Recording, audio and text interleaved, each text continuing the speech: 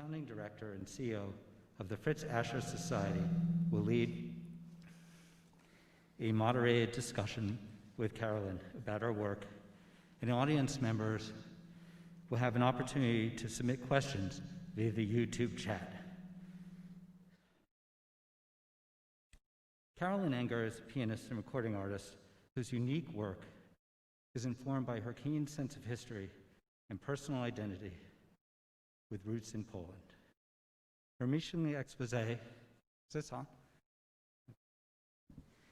Which she will perform today, brings to light the stories of Mischling, a derogatory term used by the Nazis to describe people with both Jewish and Aryan ancestry. Like her father and godmother, interwoven with the music and writings of prominent German Jewish converts in Mischling. She's performed at Carnegie Hall, Lincoln Center, and the National Gallery of Art. And we're delighted to welcome her today to the Museum of Jewish Heritage. Rachel Stern is the founding director and CEO of the Fritz Ascher Society. Born and educated in Germany, Rachel worked for 10 years in the Department of Drawings and the Metropolitan Museum of Art. She has also independently organized numerous arts exhibitions and has written extensively about art. Today's concert is particularly poignant because tomorrow, January 20th, is the 79th anniversary of the Wannsee Conference, at which high-ranking German government officials gathered at a villa in the Berlin suburb of Wannsee to coordinate the final solution of the Jewish question. And without further ado, we will now hear words of introduction from David Gill, Consul General of Germany in New York, who's been a great ally of our work and an important voice in Holocaust education. Welcome, Consul General Gill. Thank you very much for your introduction and your welcome. Distinguished virtual guests, dear Carolyn Enger, dear Joshua, dear Rachel, ladies and gentlemen, I'm delighted and honored to have this opportunity to speak to you today. A central aspect of looking back on the darkest chapter of Germany's past is our responsibility to remember the unspeakable horrors that the Jewish people suffered during the Holocaust. To commemorate and preserve their history, their personal fate, as well as their memories, has become a part of our national identity, our self-understanding. This is the responsibility that Germany must and is willing bear. Today's event is inseparably linked to the anniversary of the Wannsee Conference, for which 79 years ago, on January 20 in 1942, 15 high-ranking representatives of the National Socialist regime, including the SS authorities, gathered in the Berlin suburb of Wannsee to plan the final solution, the Endlösung, to the so-called Jewish question, the Judenfrage. Cynical euphemism used as code name for the deliberate and systematic physical annihilation, as well as countless other inhumane acts committed against 11 million European Jews. These 11 million also included the so-called Mischlinge, people whose ancestors were only partially Jewish, a group who were equally exposed to racist discrimination and persecution, but whose fate and history is still largely unknown to the general public. In her Mischlinge Exposé, pianist Carolyn Enger presents us with the Mischling heritage and history of her family. With roots reaching back to the city of Breslau, now Wroclaw in Poland, Carolyn brings to light the stories of Mischlinge like her father and grandmother, interwoven with the music and writing of prominent German and Austrian Jewish composers. Ladies and gentlemen, the Holocaust will forever remain part of our history, but the understanding of which is more than just knowledge about the past. It is the best immunization against intolerance, racism, and anti-Semitism that are on the rise again. Honoring this duty, Germany currently holds the presidency of the International Holocaust Remembrance Alliance.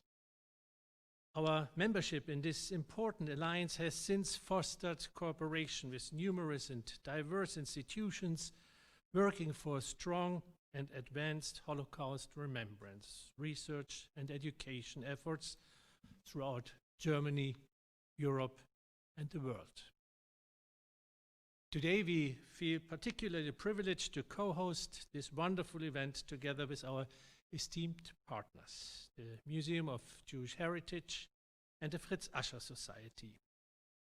Joint activities like this are part of our transboundary and international efforts in making the fight against anti-Semitism a key priority.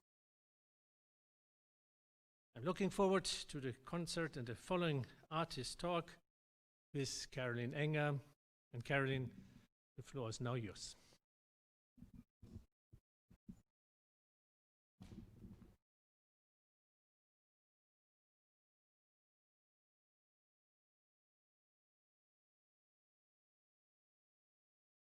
Can you define the word Mischling? Mischling is a mixling. It's a German word for a mixling. You are of mixed race, but it's evenly distributed between two grandparents being Jewish and two grandparents being Aryans. So that was the denomination that they gave us. Half Aryans, half Jews. It was a term that was interchangeable, because since Hitler was not interested in the religion of the people, but he considered the Jews an undesirable race.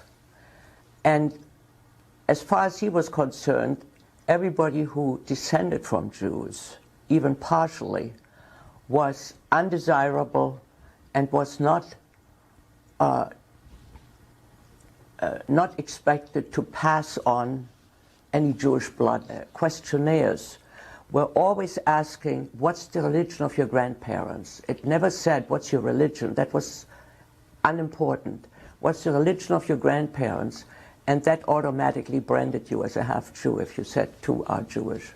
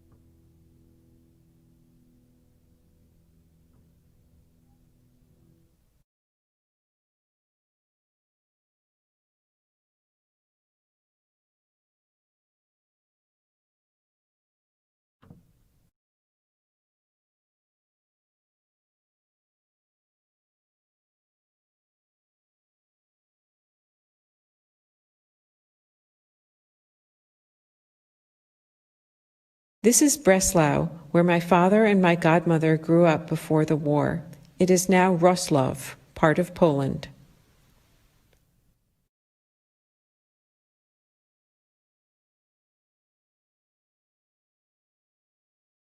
Many families like the Mendelssohns and my father's, converts who now identified as Christian, found both their lives and their identities disrupted as the Nazis rose to power.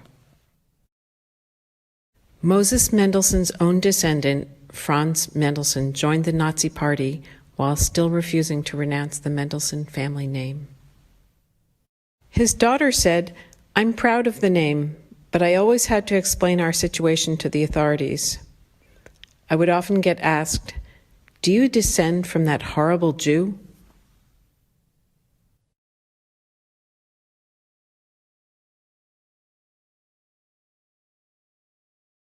What was interesting about that family and about a lot of other families in Germany in those days was that the generation of my grandfather were very much assimilated to being German first and Jewish second. We are on the list, you know, maybe 3 months, 6 months, 8 months.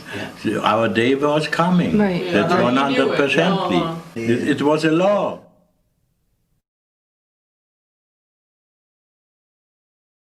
These laws were passed gradually. They were passed for the Jews in 1933. For the Mischlinge, they appeared in 1940. At that time, the half-Jews, the Mischlinge, had been drafted into the army when the war had started in 1939. And my brother, who was there together with a friend from Breslau, who was a non-Aryan, not a half-Aryan, but a non-Aryan. So he fled over the Pyrenees to Spain, and from Spain he went to England and saved his life this way. My brother did not dare do that. He wanted to. But since he thought and he knew that he was supposed to go into the army, he was afraid that Hitler, or the Nazis, would take it out on his family if he, as a German potential soldier, is fleeing into another country and is not coming back. So he came back. And they had just passed another law. There was a new law, they didn't want them anymore, so they sent them back, and they did not draft any new ones. But it was a slow degradation of the lifestyle. It was going from worse to worse. Her brother had contracted tuberculosis in an internment camp in France and recovered well in a sanatorium in Germany. He was on his way to a summer hotel job near the Swiss border, but he disappeared en route. They reported him missing. The trains were regularly raided by the military and the Gestapo. So one of the two, I'm not sure which, probably the Gestapo, saw his military pass that he had, which identified him as a half-Jew.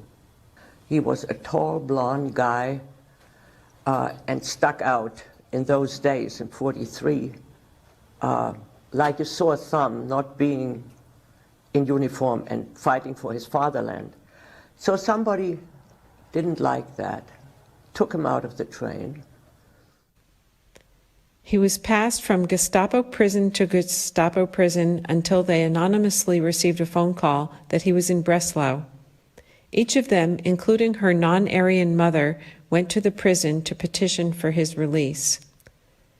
Finally, one officer told Rosemary that if she came back the next week, he might have some information. And then he looked in his files and he said, "Your brother has been shipped to Auschwitz." So I immediately got in touch with my parents, and my father got on the train to go to Auschwitz and rescue his son. Well, he never got to Auschwitz, of course. I mean, they didn't allow tourists or regular persons to get there. So he came back, and then we got a letter from my brother.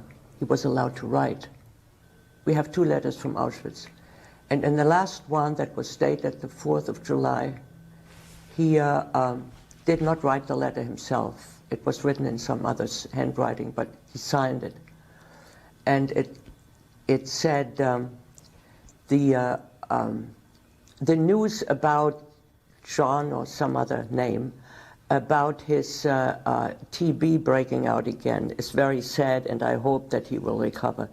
And we, of course, knew that he was talking about himself.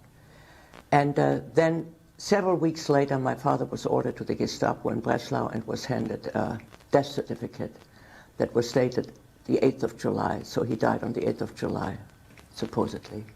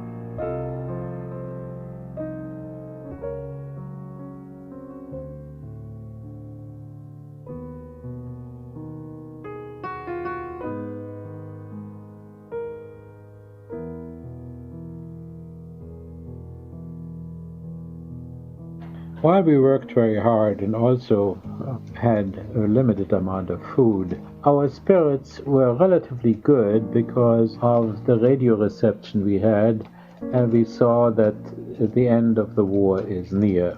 When the Russians were as close so that we could hear the cannons, our guards as well as we decided to move further west. And our guards put us into a heavily wired prison camp, and we thought we were caught in a bad position.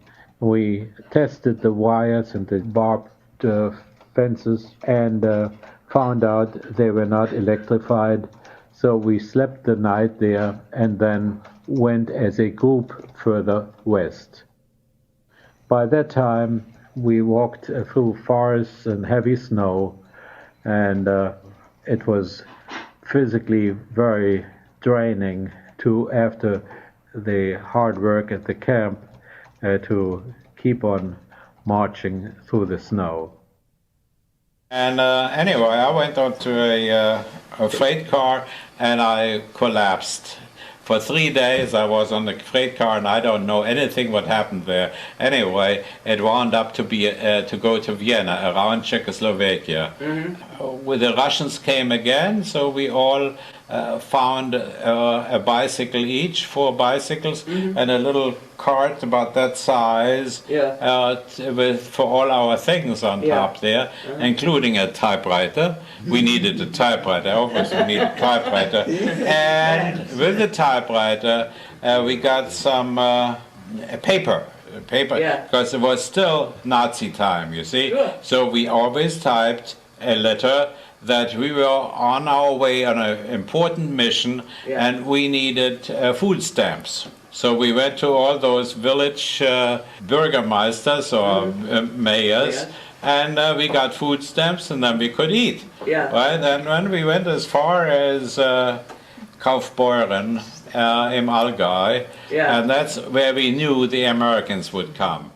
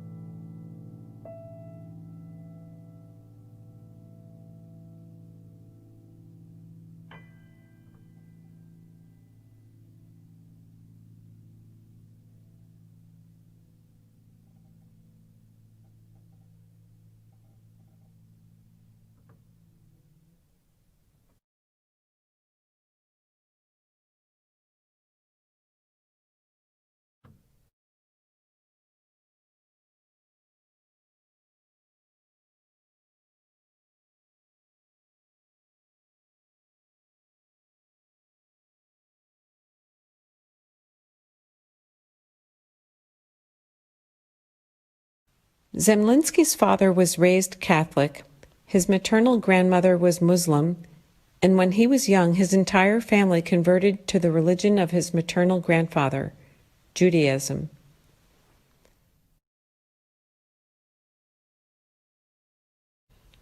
Zemlinsky converted to Protestantism in 1899. His Turnwachterlied, written that year, featured allusions to the cross and text from Psalms.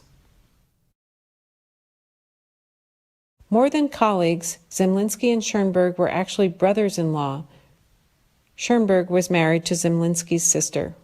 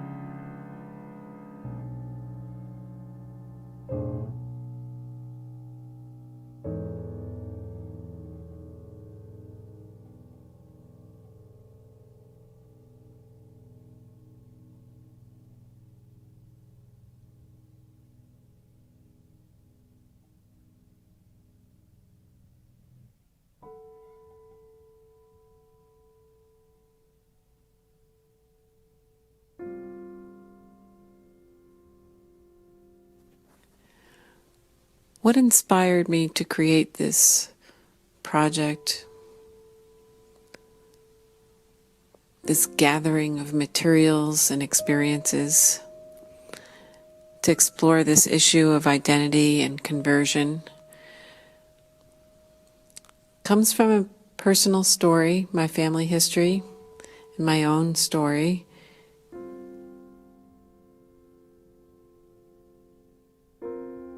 I hope to inspire my audience to think of these things for themselves in their own families, in their own interior lives. What does it mean to be who we are? How can we see each other in a more compassionate light and not look for binding definitions of each other, but rather opening up and seeing that we're many combinations of many things. That gives us a lot of freedom to explore ourselves and to have greater and deeper understanding for other people. Ultimately, I want to erase lines that divide us and inspire people to feel at peace within ourselves and with each other.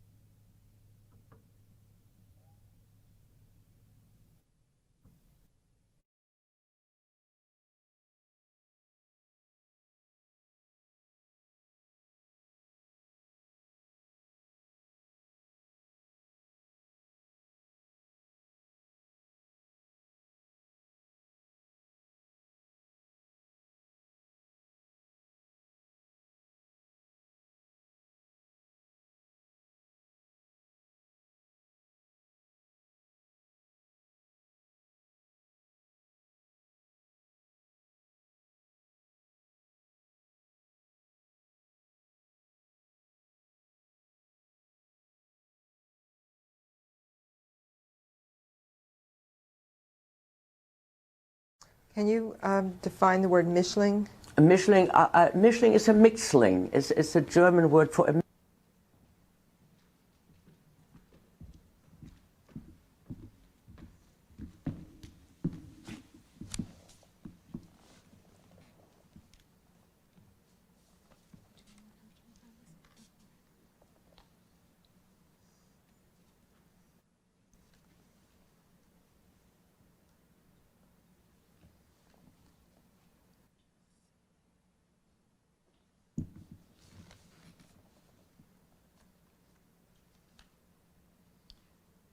Thank you so much, Carolyn, for such a touching presentation. And I want to make you aware that the presentation has been shortened a little bit, so we would have time for discussion afterwards. So you can experience the full performance on Yom HaShoah on April 8th. You will get the links in the follow-up email. I thank all my partners in making this event possible. It's exciting to be quasi-live here and be able to talk to you. With today's program, we are commemorating the Wannsee Conference on January 20th, 1942, during which all the organizational, practical, and material preparations for the so-called final solution of the Jewish question were made. Based on racial theories from the late 19th century, Jews had been declared a race and identified by their blood. It is important to notice here that this blood-based definition is very different from the Jewish understanding, where Jewishness is a yes or no, inherited from the mother. In their desire to create a Herrenrasse, a race of leaders to dominate the world, the Nazis aspired to rid themselves of people that did not have pure German blood. In 1935, the Nuremberg laws had defined a Jew as someone who has 3 or 4 Jewish grandparents, and legally restricted contact between Jews and non-Jews. Those with just one or two Jewish grandparents were someone of mixed race, declared a Mischling. In 1942, the so-called final solution of the Jewish question raised questions regarding the fate of those mixed-race Jews called Mischlinge and Jews in mixed marriages, which was discussed in two follow-up conferences in Eichmann's office on March 6 and October 27, 1942. Ultimately, what prevented the mixed categories from being systematically murdered was Hitler's own reluctance to grasp thorny issues that might affect German wartime morale and anger the churches. Tackling the final solution of the Jewish Mischling question was postponed until after the war. You may want to take it. I should take that. Okay.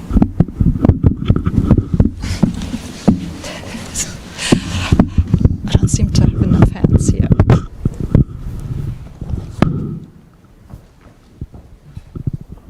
Okay, is this better? Yeah, okay. Even though a final solution did not exist for Mischlinge, we just heard about the persecution that your family members and godparents experienced, Carolyn. How did they react when you started getting interested in your Jewish roots? And how did you yourself get interested in them?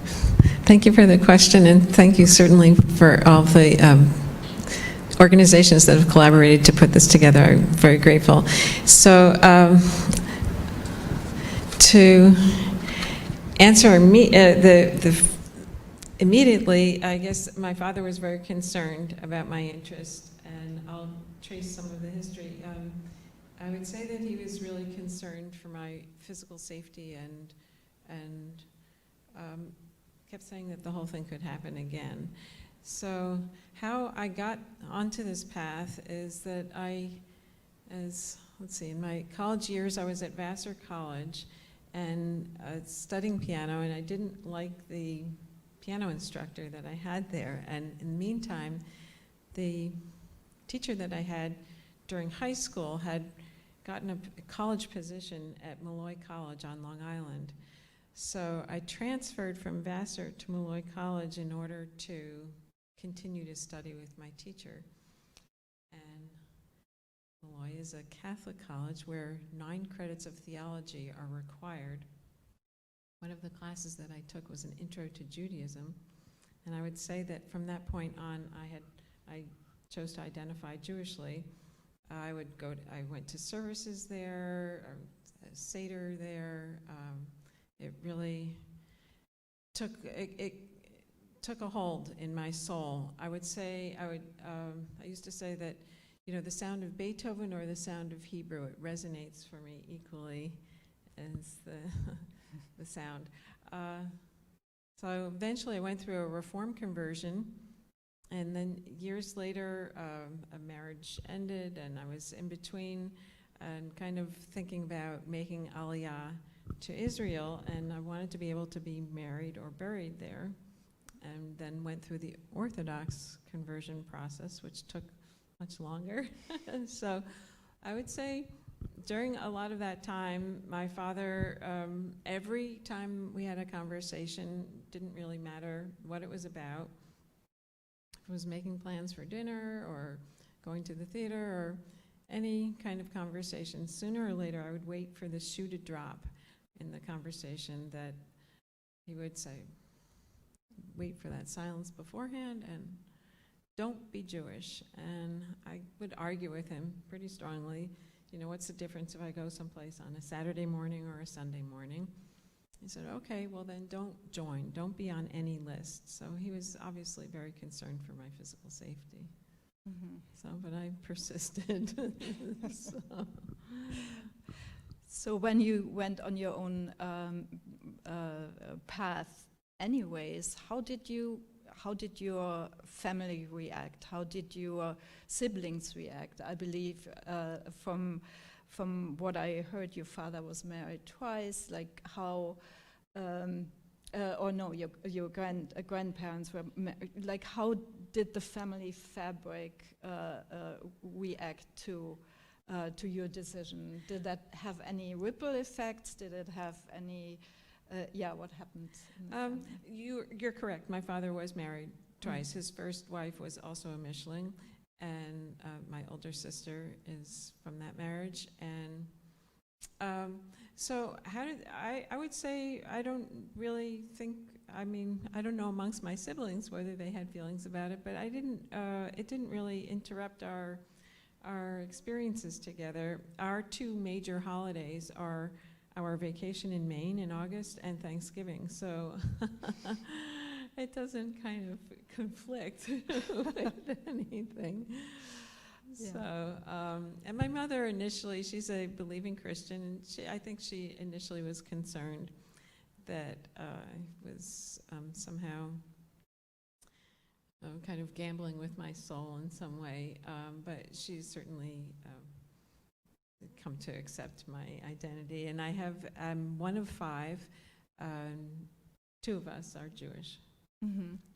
Are or aren't? Are Jewish. Yes, my youngest brother as well. Uh-huh. So I have Jewish nieces and nephew. Yeah, so I'm very, very happy. I have beautiful nieces and nephews throughout my family. It's nice to have that relationship with them. Of course. Of course. I thought it was very interesting also how you picked your musical program, because this year marks 1700 years of Jewish presence in German-speaking lands. So for most of those years, Jews coexisted with the German population, really clearly separated. But during the Enlightenment, things changed. At the time of the French Revolution, European Jews were recognized for the first time as citizens of the countries in which they lived. Ghettos were being abolished, special badges were no more, people could settle where they pleased, dress as they liked, and follow the occupations that they wanted. This period didn't last long, though. In 1815, after Napoleon's defeat, Jews lost the right of citizenship in several countries. Many Jews converted to Christianity to retain those rights.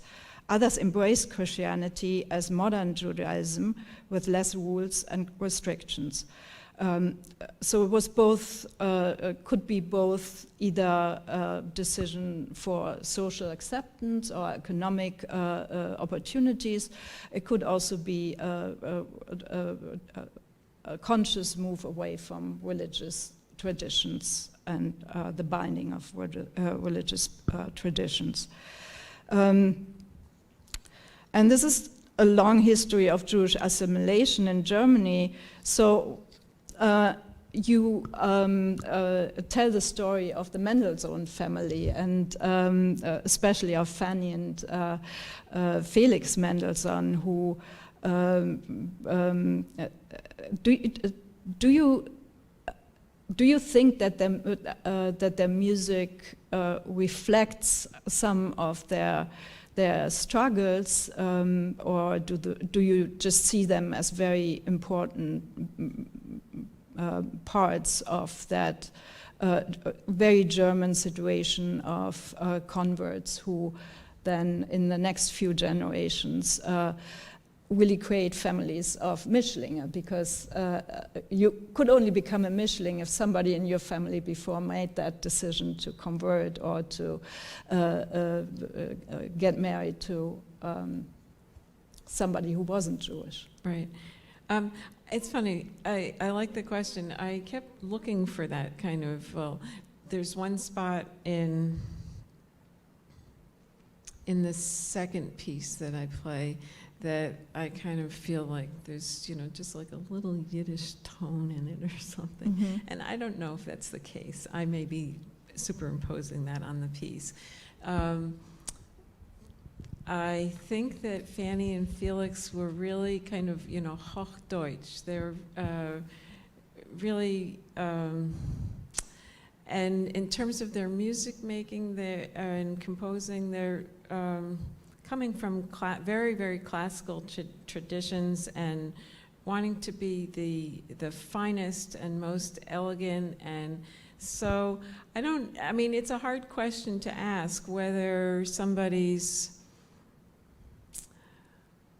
and then that becomes like, is it somebody's faith or somebody's culture that then would influence, let's say, key choices or shapes of melodies. There's a book by Joseph Sposato that kind of works around this question with the Mendelssohn, with Felix especially, and then so it's kind of hard to find evidence between the two of them, because the quotes you saw in my film, right? And then, you know, Felix, I think, you know, he was always signing his name, Mendelssohn Bartholdy, so and the decision to change to be Christian was made for them. It wasn't a choice that they made as adults. Somewhere in all the reading that I did, I also saw that, I think it was Moses Mendelssohn translated the Hebrew Bible into German with the idea that soon, and with this kind of idea of enlightenment, which we certainly are far away from, and don't necessarily have that kind of openness, that he thought that the religions would sooner or later become one, that they had the roots were coming from the same place, and that this was, so, I mean, it's a very idealistic kind of projection, I think. So I think it's hard to look for meaning in music, unless one is, you know, it's, you know, some kind of cantorial melody that's duplicated in something. You know, he also was writing, he wrote an oratorio about St. Paul, so one could say, well, you see, I mean, after Paul was a convert as well. So I mean, it's hard to know how a composer is inspired. Yeah, So. That's true. That's true. And from you know, we hear from many converts who did that a step at that time.